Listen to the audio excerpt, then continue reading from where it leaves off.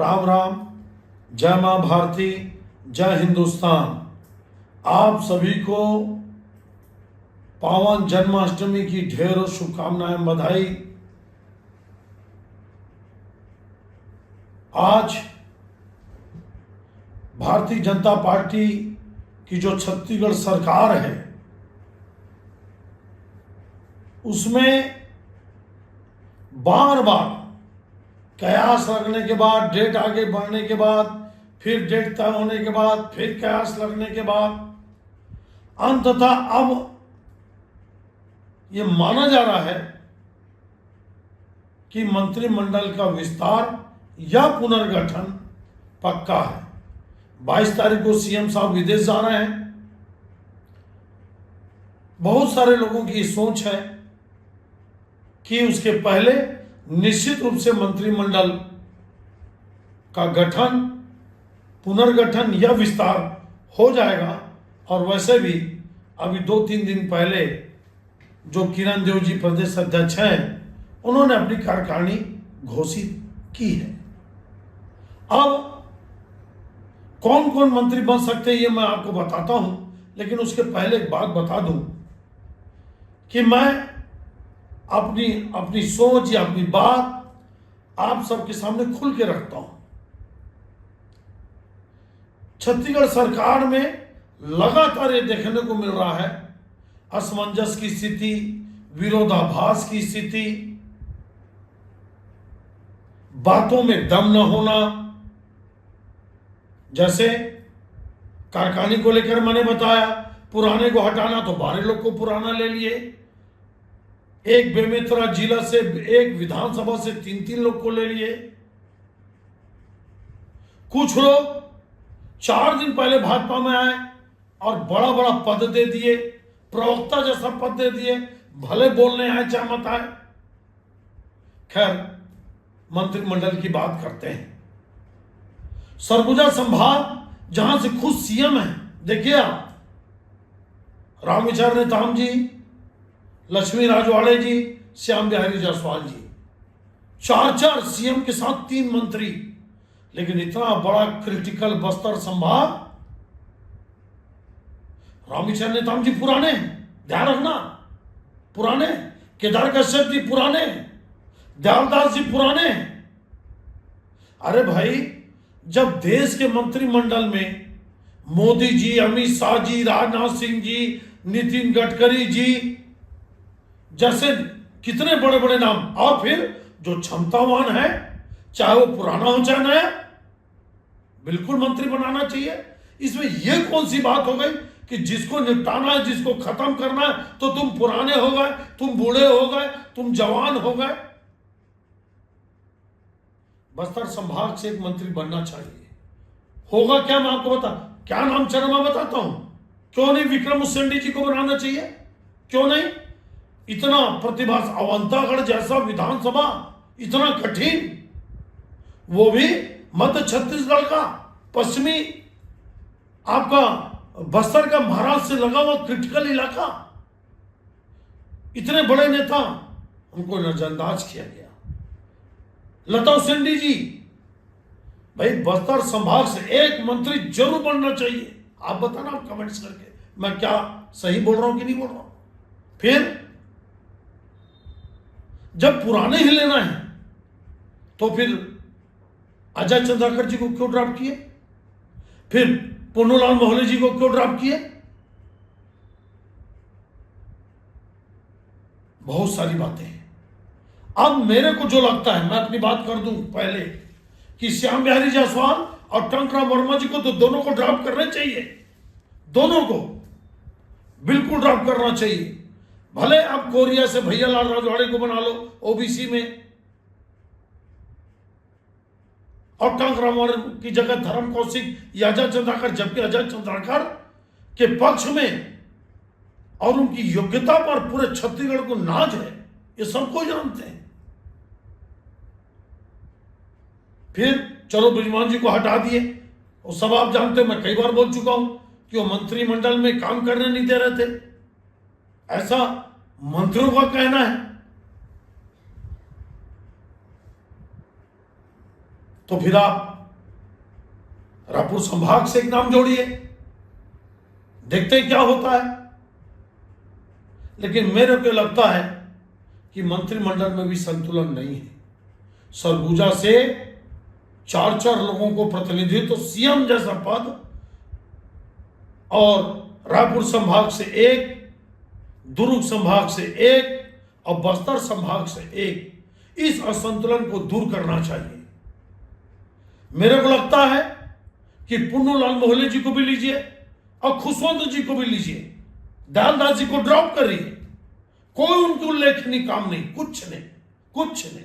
आप पता कर लीजिए। और क्षेत्र में बताइए, चलते हुए 3 साल के कॉलेज को नांदघाट से हटाने का काम हो रहा, पूरी जनता बगावत में है। खैर, इसी सब पे मैं बाद में बात करूंगा।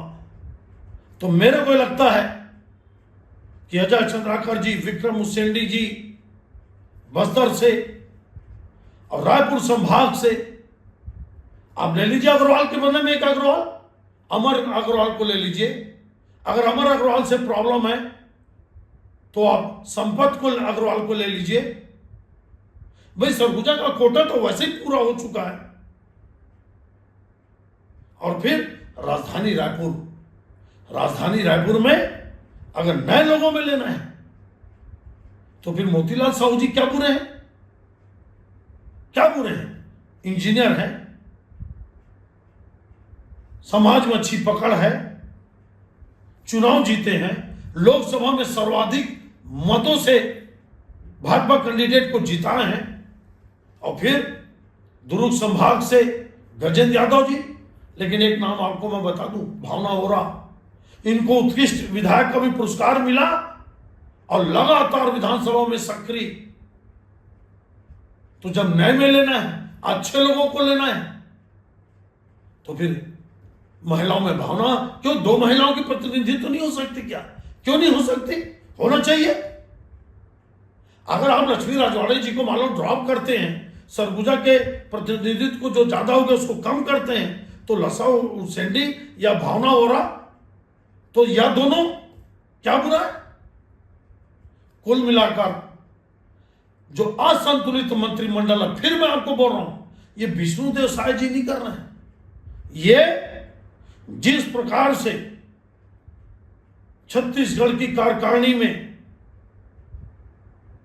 कई सारे नामों पर गलत फैसला हुआ, कई योग्य लोगों को छोड़ दिया गया, कई प्रभावी और सक्रिय लोगों को नजरअंदाज कर दिया गया। 2-3 लोग जो हैं, मैं आपको डंके के चोट बता रहा हूं, जो 2-3 लोग हैं जो फैसला ले रहे हैं, वो पूरी तरह से उनके ऊपर आरोप है कि वो हर तरह से भ्रष्ट हैं, हर तरह से भ्रष्ट हैं। एक बात मेरे को पता चलता है। अंत में आपको मैं एक बात बताऊं, जो नाम चल रहे मंत्रिमंडल के लिए, अमर अग्रवाल बिलासपुर संभाग से, रायपुर से पुरंदर मिश्रा जी या खुशवंत साहब जी और गजेंद्र यादव जी, क्योंकि यादव समाज को प्रतिनिधित्व मिलना चाहिए। अब चूंकि एमएलए है तो 2 अब भले उसके साथ गजेंद्र यादव के साथ किंतु परंतु कई सारे जुड़े हैं, लेकिन वो तो सबके साथ जुड़े हैं।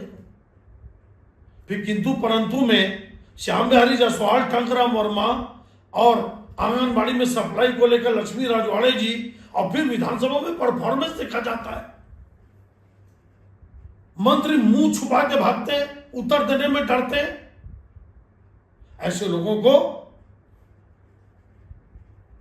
बिल्कुल ड्रॉप करना चाहिए और नए लोगों को, या जो पुराने अच्छे जिनका परफॉर्मेंस अच्छा है, जैसे मैं खुद बताया, अजय चंद्राकर जी, पुन्नूलाल मोहल्ले जी, विक्रम उसेंडी जी, लता उसेंडी जी, इन सबको मेरे को लगता है कि सीट विस्तार में होना चाहिए। और 90 सीट हरियाणा में है और 90 सीट छत्तीसगढ़ में है। अभी तक 12+1 का फार्मूला था, 12 मंत्री 1 सीएम, अब 13+1 होगा, मतलब 3 मंत्री बनाए जा सकते हैं।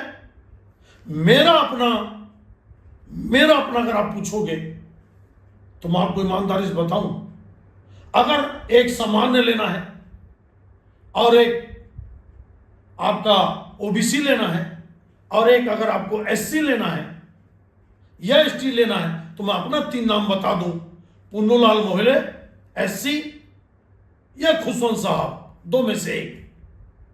ठीक, वरिष्ठता, अनुभव, ईमानदारी के हिसाब से पुन्नूलाल मोहले का पहला हक बनता है। अजय चंद्राकर जी ओबीसी, और सामान्य में आप एक महिला का प्रतिनिधित्व बढ़ाइए, भावना और रोक लीजिए, 2 मंत्री रहेंगे।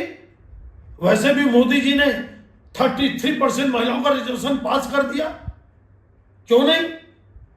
एक महिला और बढ़नी चाहिए। और अगर आपको एसटी लेना है तो विक्रम मुसेंडी, और फिर मैं बोलता हूं बस्तर के साथ अन्याय नहीं होना चाहिए, क्योंकि बस्तर की अपनी एक भौगोलिक परिस्थिति है। अत्याचार, अन्याय वहां के कण कण में दिखते हैं, चाहे किसी की भी सरकार हो। मेरे को लगता है कि बस्तर से प्रतिनिधित्व एक कम से कम होना चाहिए। अब देखते हैं कि क्या होता है। क्या अमर अग्रवाल, खुशवंत साहब और गजेंद्र यादव ही फाइनल होंगे, कि मैं जो बताया वो भी नाम कंसीडर किए जाएंगे? यह आकलन, यह विश्लेषण कैसा लगा? और अंत में एक बार बोल दूं, ये फिर अफवाह ना बन जाए। ये अत्याचार है छत्तीसगढ़ के साथ कि मंत्रिमंडल का पद खाली रखो, आप कलेक्टरों का और अधिकारियों का पद खाली रखो, गुरुजी का पद खाली रखो, डॉक्टरों का पद खाली रखो। ये छत्तीसगढ़ की जनता के साथ अन्याय है। पद खाली नहीं रखना चाहिए। जल्दी से जल्दी मंत्रिमंडल का पुनर्गठन होना चाहिए। ये मेरी अपनी सोच है, मेरी समीक्षा है। आपको अच्छा लगा हो तो जरूर आप कमेंट्स करिए, शेयर करिए, फॉरवर्ड करिए। और मेरे सच से सच सत्कार चैनल अगर आपको अच्छा लगता होगा, आपको लगता होगा कि छत्तीसगढ़ का एक गांव का लड़का बेबाक राय रखता है, तो आप जरूर मेरा समर्थन दीजिए। पुनः कृष्ण भगवान की जय। ओम कृष्णाय वासुदेवाय, हरिये परमात्मने, प्रणतः क्लेशनाशाय, गोविंदाय नमो नमः। जय श्री कृष्ण।